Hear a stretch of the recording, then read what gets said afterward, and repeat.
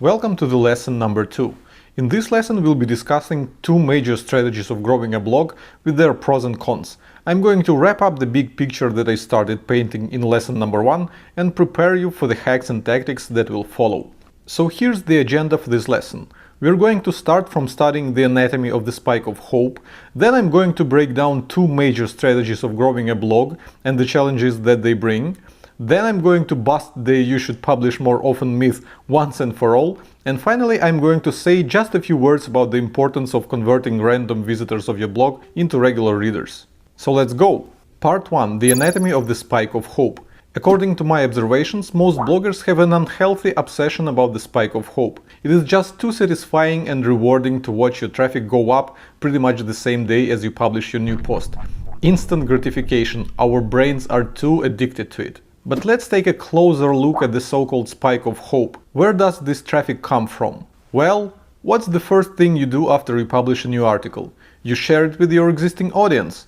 You send an email to your email subscribers, you share the link on Facebook, Twitter, LinkedIn, and any other social network where you have some followers.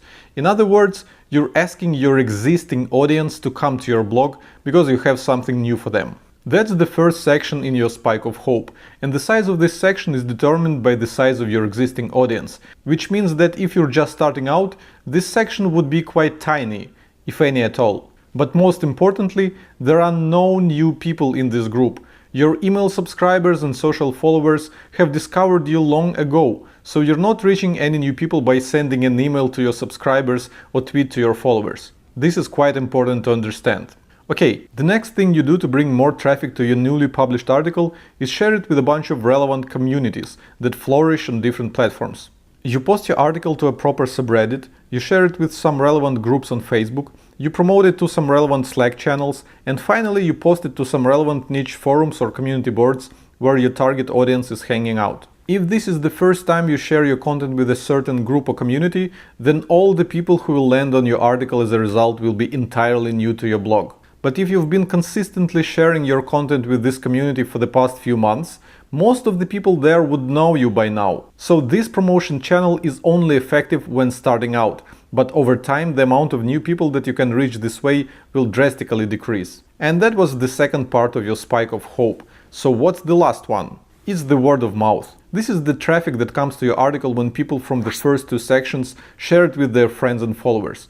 This often happens passively, which means that you don't have to do anything other than publish great content that people will genuinely want to share. But you can also generate word of mouth proactively, by reaching out to people with big audiences and showing them your content in hopes that they will share it with their big audience. Passive word of mouth will usually improve your spike of traffic by like 10 to 20% if you're lucky. That's because most of your blog visitors don't have a large enough following to bring you any good traffic when they share your article. But if you'll manage to persuade a few big influencers to share your content with their huge audiences, that may send a tsunami of traffic your way.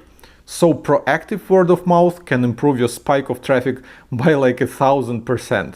But that rarely happens, to be honest. The top people in your field are usually super reluctant to promote others, especially when your blog is new and they have never heard about you before. Okay, so let's wrap up. Turns out that the sweet spike of traffic that you get immediately after publishing and promoting a new article will mostly consist of the people who have visited your blog before.